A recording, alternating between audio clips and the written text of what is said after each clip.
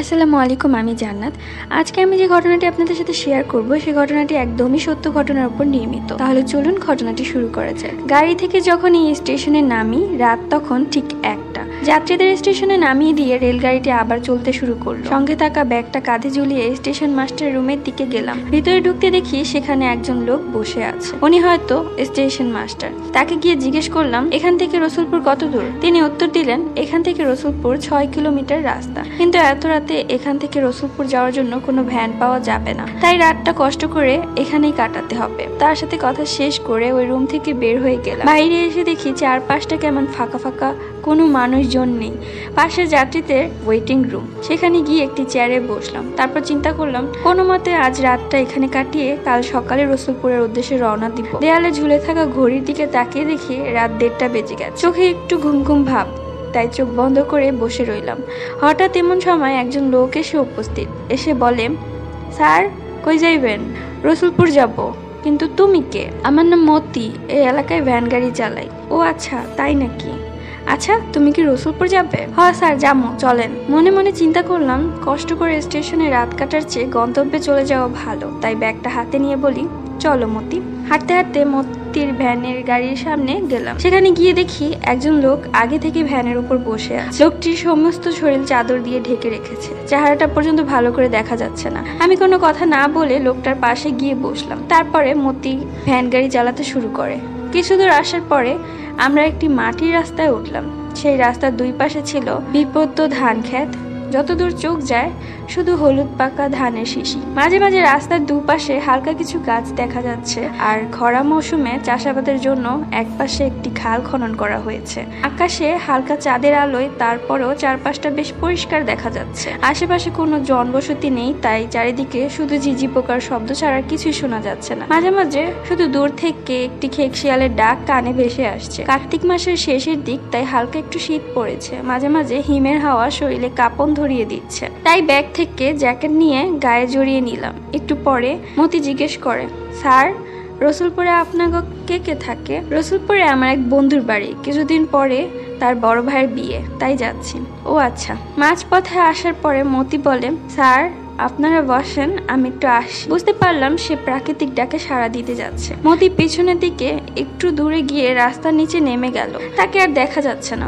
অনেকক্ষণ বসে থেকে আমার কোমর ব্যথা হয়ে গেছে, তাই ভ্যান গাড়ি থেকে নেমে রাস্তার মধ্যে একটু হাঁটাচলা করতে লাগলাম। অনেক সময় হয়ে গেছে, কিন্তু মতি এখনো ফিরছে না। আমি তখন তার নাম ধরে ডাকলাম, কিন্তু কোনো উত্তর পেলাম না। আমার মাঝে কেমন একটা টেনশন কাজ করছে। কিন্তু আমার পাশে বসা লোকটি কোনো নড়াচড়া বা সারা শব্দ কিছুই নেই, শুধু চুপচাপ করে বসে আছে। ব্যাগ থেকে তখন আমি টর্চ লাইটটা নিয়ে আস্তে আস্তে ওই দিকে গেলাম যেদিকে মতি গিয়েছিল, কিন্তু সেখানে গিয়ে আমি কিছুই দেখতে পেলাম না। আস্তে আস্তে আরো একটু সামনে গেলাম। হঠাৎ লক্ষ্য করলাম খালের পাশে কার যেন লাশ পড়ে আছে। কাছে গিয়ে দেখি এটা মতির লাশ। কে যেন তাকে গলা কেটে হত্যা করেছে, আর তার রক্ত গড়িয়ে খালের জলে মিশে সেটি আরো লাল হয়ে গেছে। এমন সময় লক্ষ্য করলাম ধান ক্ষেতের মাঝখান থেকে কিছু একটা শব্দ হচ্ছে। একসময় শব্দের তীব্রতা বেড়ে যায়। বুঝতে পারলাম ধান ক্ষেতের ভিতর দিয়ে কিছু একটা এইদিকে আসছে। ভয়ে তখন দৌড় দিয়ে ভ্যান গাড়ির সামনে চলে আসি, কিন্তু এখানে এসে দেখি সেই চাদর গায়ে দেওয়া লোকটি আর নেই। আমি চারপাশে ভালো করে দেখলাম, কিন্তু কোথাও লোকটিকে দেখতে পেলাম না। হঠাৎ লক্ষ্য করলাম দূর থেকে কতগুলো কুকুরের শব্দ এই দিকে ছুটে আসছে। কুকুরগুলোকে দেখে আমি খুব দ্রুতই ভ্যানের উপর উঠে পড়লাম। কুকুরগুলো ভ্যান গাড়ির সামনে এসে কান্নার সুরে ডাকতে শুরু করলো। মনে হচ্ছে কুকুরগুলো কিছু একটা দেখে ভয় পেয়েছে, তাই ওইদিকে এক দৃষ্টিতে তাকিয়ে রইলাম। এমন সময় খেয়াল করলাম ওইদিকে নিচ থেকে কেউ একজন রাস্তার উপর উঠে এসেছে। হাতে থাকা টর্চ লাইটটি সেই দিকে ধরলাম। দেখি রাস্তার উপর এক মধ্যবয়সী মানুষ দাঁড়িয়ে আছে। মুখে আর পোশাকে রক্ত মাখা দাগ, চোখ যেন জলজল করে জ্বলছে, আর এক দৃষ্টিতে এদিকেই তাকিয়ে আছে। লোকটিকে দেখে কুকুরগুলো ভয়ে সামনের দিকে দৌড় দিল। আমি তখন কি করব বুঝে উঠতে পারছিলাম না। চিন্তা করলাম ভাগ্যে যা আছে থাকুক, ব্যাগটা নিয়ে সামনের দিকে দৌড় দিব। তাই ব্যাগটি হাতে নিয়ে একটা দৌড় দিলাম। কিছু দূর আসার পর খেয়াল করলাম সামনে দিয়ে একজন লোক হেঁটে আসছে। দ্রুত তার কাছে গেলাম। কাছে গিয়ে দেখি এটি ভ্যানের সেই চাদর গায়ে দেওয়া লোকটি। তাকে দেখে মনে কিছুটা সাহস পেলাম। লোকটিকে বললাম, ভাই আপনি চলে আসলেন? ওইদিকে কে যেন মতি ড্রাইভারকে খুন করেছে। লোকটি গম্ভীর গলায় উত্তর দিল, তাই নাকি? এই প্রথম আমি লোকটির গলার আওয়াজ শুনতে পেলাম, কিন্তু আওয়াজটি আমার কাছে অতি পরিচিত মনে হচ্ছে। মনের মাঝে কেমন একটা খটকা লাগে। তাই আমি লোকটিকে বলি, ভাই আপনি চাদর দিয়ে এভাবে মুখ ঢেকে রেখেছেন কেন? আপনি কি আপনার চেহারাটা একটু দেখাবেন? আমার কথা শেষ হওয়ার পরে লোকটি তার মুখ থেকে চাদর সরালেন। চেহারাটা দেখে আমি হতবাক হয়ে গেলাম। এটা কিভাবে সম্ভব? একটু আগে মারা যাওয়া মানুষটি জিন্দা হলো কিভাবে? আমার মুখ থেকে তখন আর কোনো কথা বের হচ্ছিল না। একসময় মনে হচ্ছিল শরীর দুর্বল হয়ে আসছে আর আমি জ্ঞান হারাতে যাচ্ছি। তারপর আর কিছু মনে নেই। হুঁশ আসার পরে দেখি আমার বন্ধু সহ তার পরিবারের লোকজন আমার চারপাশে বসে আছে আর কে যেন আমার মাথায় পানি ঢালছে। এই ঘটনাটি ঘটেছিল প্রায় 25 থেকে 20 বছর আগে। আমার বড় খালু মির্জাপুর নামক এক গ্রামে বাস করে। তিনি প্রতিদিন প্রায় 10 কিলোমিটার পথ হেঁটে শহরে বেসিক এলাকায় কাজ করতে আসে। তিনি খুব সাহসী ও পরিশ্রমী। বড় খালু খুব ভোরে আজান দেওয়ার আগে ঘুম থেকে উঠে কাজের উদ্দেশ্যে বাড়ি থেকে বের হতো। তখন গ্রামের রাস্তা পাকা ছিল না, আর এখনকার মতো গাড়ি রাস্তায় চলাচল করতো না। তাই খালু হেঁটে শহরে কাজে যেত। আবার শহর থেকে কাজ শেষে বাড়ি ফিরতে ফিরতে অনেক রাত হয়ে যেত। আর এভাবেই কষ্টে জীবন চলছিল তার। প্রতিদিনের মতো একদিন কাজ শেষ করে বাড়ি ফিরছিল। তখন ছিল শীতকাল। সেদিন খুব বেশি ঠান্ডা পড়েছিল, তার সাথে কুয়াশা পড়ে চারিদিক তেমন একটা ভালো দেখা যাচ্ছে না। খালু চাদর গায়ে জড়িয়ে ধুলোমাখা পথে হেঁটে হেঁটে বাড়ি যাচ্ছিল। রাত তখন বেশি হয় নাই, কিন্তু শীতের রাত তো, তাই কেউ বাইরে নেই। মাঝে মাঝে দূর থেকে শিয়ালের একটা করুণ সুর ভেসে আসছে। হঠাৎ খালুর চলার পথে তার কিছুটা সামনে একটা কাফনের লাশের মতো কোনো মৃত মানুষের তার সামনে শুয়ে আছে, কিন্তু ঘন কুয়াশার কারণে সে ভালো করে দেখতে পেল না। তবে ওটা যে সাদা কিছু হবে তা বুঝতে পারলো। সে ভয় না পেয়ে সামনের দিকে হাঁটতে লাগলো, কিন্তু কাফনের লাশটা যেন তার সামনের পথে আগলে দাঁড়িয়ে আছে। খালু ছিল খুব সাহসী, তাই সে চিন্তা করলো সামনের সাদা জিনিসটা কি তা দেখতেই হবে, কোনো মানুষ নাকি অন্য কিছু। খালু যত সামনে এগিয়ে যায় কাফনের লাশটাও সামনে এগিয়ে আসতে থাকে, কিছুতেই দূর হচ্ছে না। তখন খালুর মনে কিছুটা ভয় অনুভব করছে। এভাবে কিছু দূর যাওয়ার পর সে সাদা জিনিসটাকে স্পষ্ট দেখতে পেল। আর তখন যা দেখলো, একটা সাদা কাফনে চকলেটের মতো করে মোড়ানো লাশ তার সামনে দাঁড়িয়ে আছে। খালুর হাত পা তখন যেন স্থির হয়ে শরীরটা ঘামতে শুরু করলো। সে তখন চিন্তা করলো সামনের দিকে এগিয়ে যাব নাকি পিছে দৌড় দিব। কিন্তু তিনি ছিলেন খুব সাহসী, তাই বুকে সাহস নিয়ে 1-2 পা করে সামনের দিকে এগোতে লাগলো। চোখের পলকে হঠাৎ লাশটি উধাও হয়ে গেল। খালু একটু অস্থির নিঃশ্বাস ফেললো আর কোনো দিক না তাকাতেই জোরে জোরে সামনের দিকে হাঁটতে শুরু করলো। এখানেই শেষ নয়, কিছু দূর যেতে আবার সেই লাশটা খালুর সামনের পথ আগলে দাঁড়িয়ে পড়লো ঠিক আগের মতো করে। খালু চিন্তা করলো এখন সে বাড়ি যাবে কি করে। রাস্তার আশেপাশে কোনো বাড়িও নেই যে সে বাড়ির আজকে রাতটা আশ্রয় নিবে। তবে কিছুটা দূরে একটা ছোট দোকান আছে, আর দোকানদার সেই দোকানেই রাতে শুয়ে থাকে। তাই সে চিন্তা করলো যেভাবেই হোক ওই দোকান পর্যন্ত তাকে যেতেই হবে। দোয়া কালেমা পড়তে পড়তে যখন দোকান পেয়ে গেল, দোকানদারকে জোরে জোরে ডাকতে শুরু করলো। খালুর ডাক শুনে কিছুক্ষণ পর দোকানদার দোকানের দরজা খুলে বেরিয়ে এলো আর খালুর ওপর রাগান্বিত হয়ে বলল, এই লোক, এত রাতে ডাকাডাকি করছেন কেন? খালু তখন বলল, ভাই আগে আমাকে আপনার দোকানে আশ্রয় দেন, পরে আপনাকে আমি সব বলছি। পরে দোকানদার খালুকে সেই রাতের জন্য তার দোকানে আশ্রয় দেয়। এরপর সকাল হলে খালু বাড়ি ফিরে যায়। তারপর সে শহরের কাজটা ছেড়ে দেয় আর কোনো দিন রাতে ওই পথে চলাচল করে না। আমাকে যেভাবে লিখেছে আমি ঠিক সেভাবেই বলছি। আজকে যে ভৌতিক ঘটনা বলবো সেটা আমার নিজ চোখে দেখা। কোনোদিন ভাবতেও পারিনি এমন একটা ঘটনার সম্মুখীন হব। কখন কার কোন বিপদ আসে তা কেউ বলতে পারে না। শহর ছেড়ে আমার মেজ চাচা গ্রামে বাড়ি করেছে। আমার চাচার 2 ছেলে 1 মেয়ে। মেয়েটা সবার ছোট। বড় ছেলের নাম রাফি, ছোট ছেলের নাম সাফি। রাফি আমার থেকে 3-4 বছরের ছোট, তবে ছোট হলেও আমাদের বন্ধুর মতো সম্পর্ক। আমি চাচার বাড়িতে মাসে একবার হলেও বেড়াতে যাই। আমার গ্রাম খুব ভালো লাগে।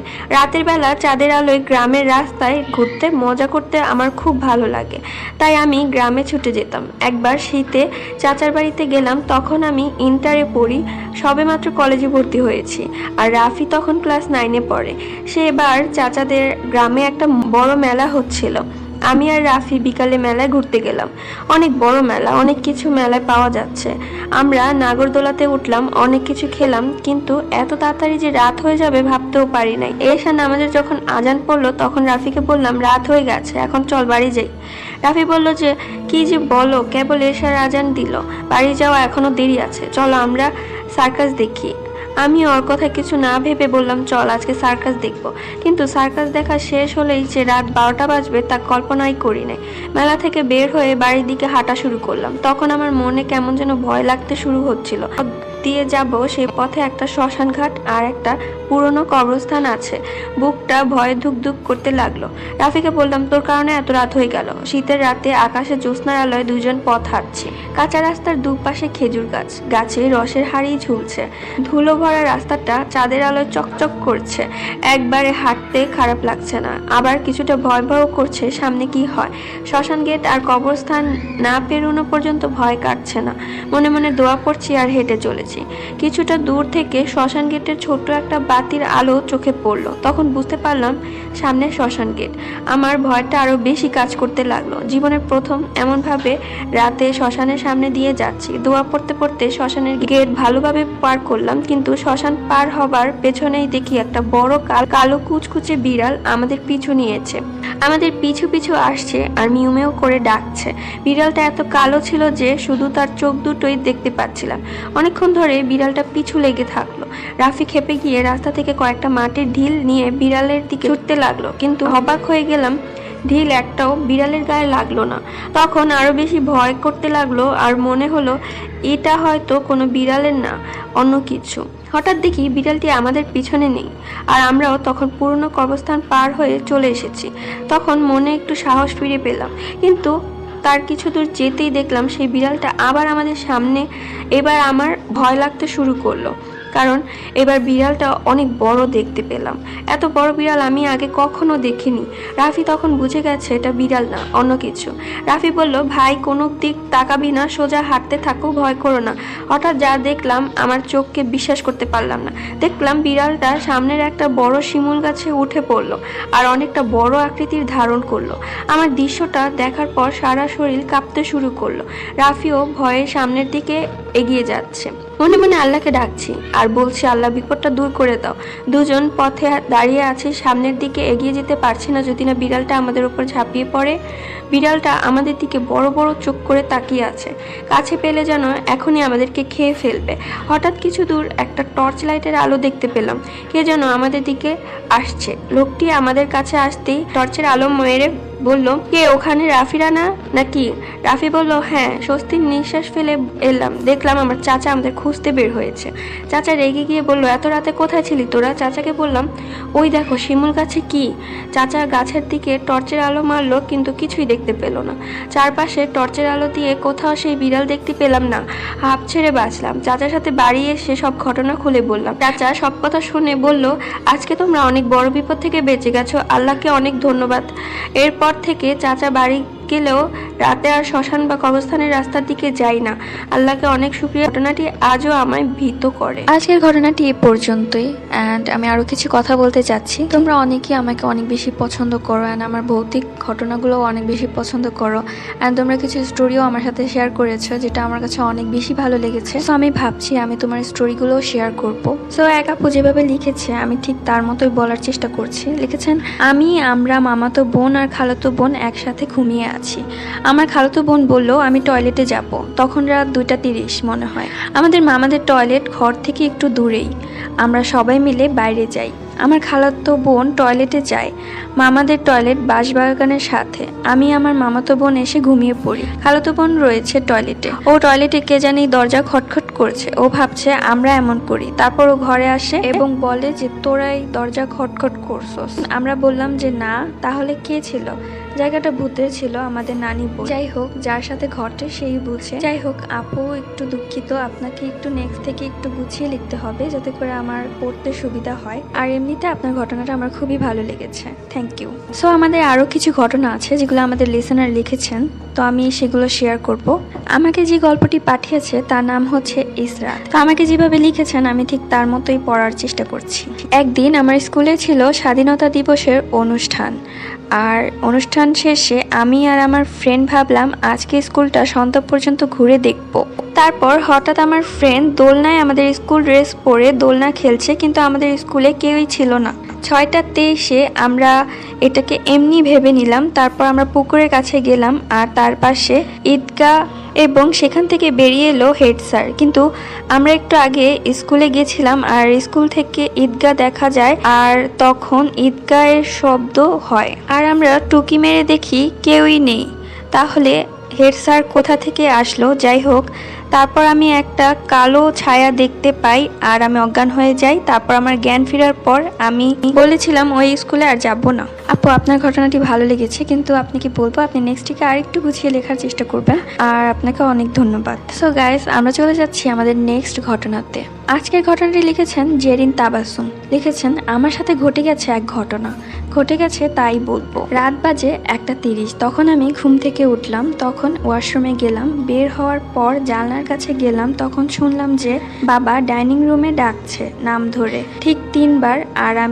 আর শব্দ শুনে আমি ভাবলাম পানি খেতে উঠেছে বাবা। উকি দিয়ে দেখলাম কেউই নেই, একটু ভয় পেলাম। তারপর ঘুমোতে গেলাম। পরে বাবাকে বলেছিলাম, বাবা তুমি কি কালকে আমাকে ডেকেছিলে? বাবা বলল, না তো, আমি ঘুমাচ্ছিলাম। তখন আমি খুব ভয় পেয়ে গেলাম। 2 বছর পর নিশিভূতের কাহিনী শুনলাম, তখন আমি বুঝলাম যে সেদিন আমায় ডেকেছিল নিশিভূত বা জিন। যাই হোক, আপনাকে ধন্যবাদ। সো আজকের ঘটনাগুলো এই পর্যন্তই শেষ করেছি। অ্যান্ড আপনাদের কাছে কেমন লেগেছে অবশ্যই কমেন্ট করে জানাবেন।